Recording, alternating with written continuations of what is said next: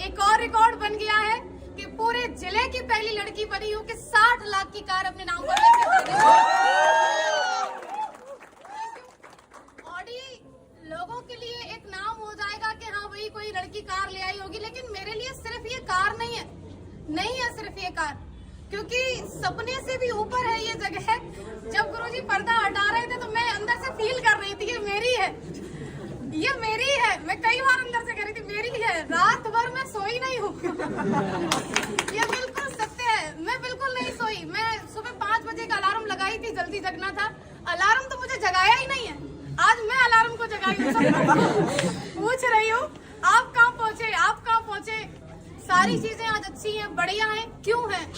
सिर्फ उसके पीछे एक कारण है, हमारी असली पीएस वेलनेस जैसी महान संस्था और इसके संस्थापक की एक नेक नियत, एक अच्छी सोच। हमारे CUNMD महागुरुजी मिस्टर संजीव कुमार सर, मैं कहूंगी अरे होंगी बहुत सारी ऑर्गेनाइजेशन जो कि काम करती होंगी डायरेक्ट सेलिंग में, लेकिन पूरी डायरेक्ट सेलिंग के अंदर एक असली पीएस वेलनेस और पूरे डायरेक्ट सेलर्स के लिए महानायक बन के खड़े हमारे CUNMD mister Sanjeev Kumar sir के लिए एक बार जोरदार।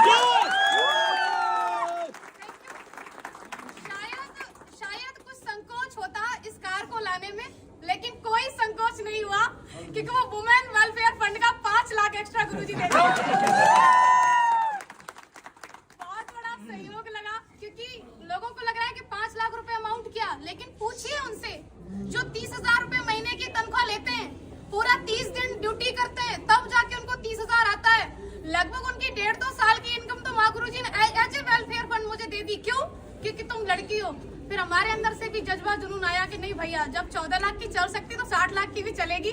अब माँ गुरुजी अगर 5 लाख एक्स्ट्रा दिए तो उसको सही ठिकाने पे लगाना पड़ेगा क्योंकि अभी और कमाना है। सारा कुछ बढ़िया है, बहुत ही अच्छा है। मैं जो बोलना चाह रही थी शायद मैं बोल ही नहीं पा रही हूँ क्योंकि खुशी का कोई ठिकाना नहीं है। बोलिए। आज माँ गुरुजी पहली बार ये कह रहे हैं बोलिए, नहीं तो हर बार ये होता है कम बोलिए। अभी आपके बाद और भी खड़े हैं और उनको बोलने दीजिए। लेकिन ये अवसर भी असली पीएस वेलनेस में तब आता है। माँ गुरुजी एक बात बोलते हैं, मैं माँ गुरुजी की बात को रिपीट कर रही हूँ यहाँ पर, कि हम सभी किस्मत वाले तो हैं क्योंकि हम सबको सेम प्लेटफॉर्म मिल गया है, लेकिन हर वो व्यक्ति सफल नहीं होगा जो ज्वाइन कर लिया। क्यों? क्योंकि किस्मत वाले सभी हैं लेकिन सेम मेहनत नहीं करते। किस्मत से प्लेटफॉर्म मिल गया है, अगर हम मेहनत करते रहेंगे तो हम यहाँ तक जरूर आएंगे। किस्मत वाले हम बन चुके हैं, अब बारी है मेहनत वाले बनने के लिए। तो क्या आप लोग तैयार हैं? अगर आप तैयार हैं तो मैं आपसे कहना चाहती हूँ कि यदि आपने असली पीएस जैसी महान संस्था को ज्वाइन कर ही लिया है, और स्पेशली मैं गर्ल्स से ये बात कहना चाहती हूँ कि यदि आप AWPL के अंदर ज्वाइन हो ही चुके हैं तो 3 से 4 साल तक आप मन लगा करके, एकाग्र होकर के, पापा कहें, मम्मी कहें, रिश्तेदार कहें, गांव वाले कहें, कोई फर्क नहीं, हमें वो करना है जो हमें दिखाई दे रहा है। क्यों? क्योंकि वो लोग अपनी जगह पे सही हैं।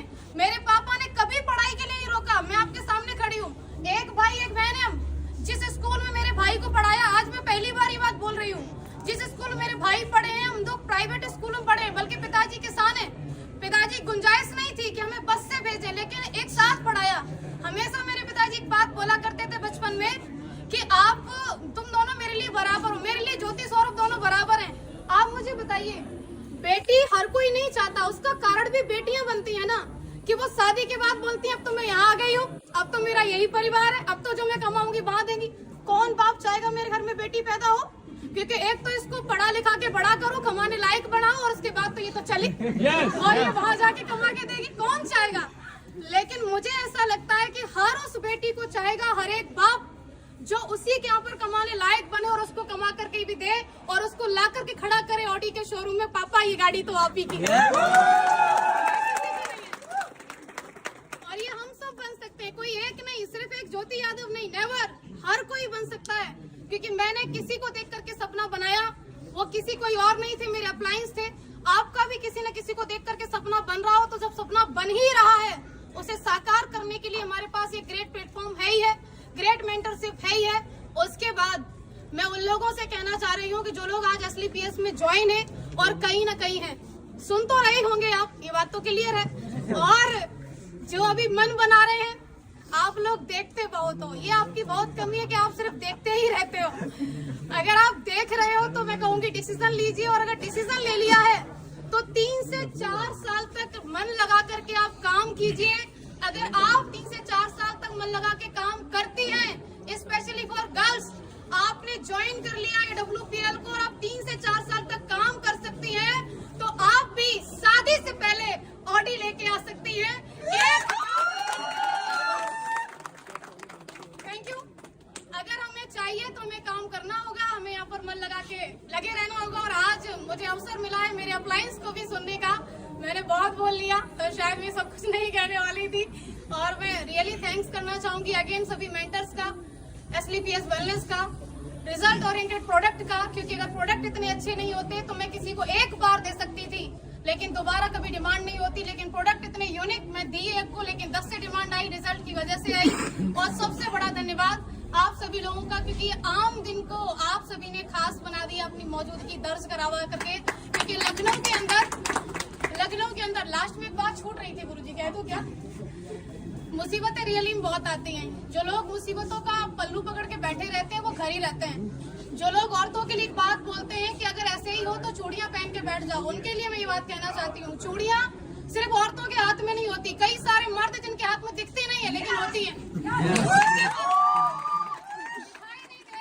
होती है। चूड़ियां किस बात की? चूड़ियां उनके परिवार के बंधन की बताते हैं, चूड़ियां उनके नाम की बताते हैं। अरे मेरी रेपुटेशन का काम नहीं, चूड़ियां उनकी नौकरी की बताते हैं। ये सब चूड़ियां ही है और क्या है? आपको एक 50,000 की इनकम से कोई व्यक्ति 100 करोड़ का बिजनेस प्लान दे रहा है और आप कह रहे हो नहीं हमारे पास तो परेशानी है, हमारे पास तो मरने का टाइम नहीं है, हर जगह मुसीबत है। ये गाड़ी आपको क्या लग रहा है ऐसे ही आ गई? नहीं, लड़के होके गाड़ी ले आए। कैसे? मेरे साथ ही हुआ। मेरा लोन बिल्कुल क्लियर, बुजुर्ग है वो जिन्होंने मेरा लास्ट में आके कैंसिल किया, मैं बता रही हूँ आपको। गुरुजी अगली साल उनका रिटायरमेंट है, BOI में है वो। फाइल हमारी पहुंची क्योंकि 50 लाख वाला जो वैसे ना वो दूसरी बैंक होती है वहाँ रेफर किया जाता है। उनका पहला सवाल, आपके पास पहले से गाड़ी है? हमने बोला हाँ। आपकी किस्त बराबर चली? बोले हाँ। सिविल कितनी है? 806 तक की मेरी सिविल थी। बोले ठीक है, दूसरी गाड़ी क्यों ले रही हो? उन्होंने ऐसे करके पूछा, दूसरी गाड़ी क्यों ले रही हो? तो मैंने बोला जरूरत है। तो बोले ऐसी क्या जरूरत है, मैनपुरी में रह के तुम्हें इतनी बड़ी गाड़ी की जरूरत क्या? अरे मैनपुरी में उनका ब्रांच, पैराडाइज स्कूल के सामने ब्रांच है बैंक ऑफ इंडिया का। तो अब सोच के देखो, क्या उनका सवाल था? नहीं, सवाल था उनकी नौकरी का। अगली साल रिटायरमेंट है, उनके बारे में जान करके पता चला कि उनके बेटे की शादी में क्रेटा मिली है। अब बेटे की शादी में क्रेटा मिली है और ये लड़की जा रही है, बोली मेरा लोन क्लियर कर दो, हमको 60 लाख की कार चाहिए। छाती पे सांप नहीं रहेंगे, कुछ भी हो जाए। वहां से मुसीबत खत्म हुई। एक बढ़िया व्यक्ति मिले, उन्होंने सिविल की वजह से 1 दिन के अंदर लोन किया। मैं कहूंगी बिल्कुल भी लोन किसी वजह से नहीं हुआ, 1 दिन के अंदर लोन हुआ, सिविल की वजह से हुआ। फिर सबसे बड़ी मुसीबत हमारा मैनपुरी का नंबर, हमने नंबर ले लिया मैनपुरी का और हमारी गाड़ी आ रही है वहां से, दिल्ली से, मोती नगर से। माँ गुरुजी सारा कुछ फाइनल, फिर गाड़ी अटक गई। हमने बोला ये आना नहीं चाहती है क्या? 50,000 रुपए पूरे एक्स्ट्रा क्यों लगे? सिर्फ इस बात पे कि हमें फिर वहां से नहीं, उन्होंने बोला मैनपुरी में डिलीवरी नहीं दे सकते, आप एटा तक ले लो। हम क्यों लेने एटा की गाड़ी, हम तो अपने मैनपुरी की लेने। मैनपुरी वाले तो मेन आपको ऐसा लग रहा है कोई व्यक्ति सफल होके खड़ा है तो आसानी से खड़ा है, आपको समस्याएं आ रही, उसको कोई नहीं आएंगी। भैया हर चीज में समस्या है, यहाँ तक कि पैसा होते हुए जब आप गाड़ी लेने को खड़े हो, आपकी मर्जी है, गाड़ी की मर्जी की मैं आ रही हूँ, बीच वाला बोला क्यों ले रहे हो? तो तीसरे को भी दिक्कत हो सकती है। दिक्कतों के ऊपर कभी फोकस नहीं करना है, फोकस हमेशा लक्ष्य के ऊपर। मेरी बात सिर्फ इतनी है कि आज अगर मैं यहाँ खड़ी हूँ तो सिर्फ इसका एक कारण है कि मैंने हमेशा मेरे अप्लायंस की उपलब्धि को देखा कि आज वो किस पायदान पे पहुंच रहे हैं। मैंने नहीं देखा उन लोगों को जो लोग मेरे अपने थे लेकिन वो किसी न किसी ऐसी जगह पर थे जो उतनी बड़ी सोच नहीं रखते थे। मैंने सिर्फ उनको देखा जिनकी सोच बड़ी थी, जिनकी उपलब्धि बड़ी थी, क्योंकि मुझे वहीं तक जाना था जहां तक का मुझे वो रास्ता दिखा रहे थे। तो आपको भी हमेशा अपने अप्लायंस के लिए देखना है, क्योंकि मैंने देखा तो आज मैं खड़ी हूँ और आप लोग आए उसके लिए आपका अगेन बहुत बहुत शुक्रिया। Thank you so much.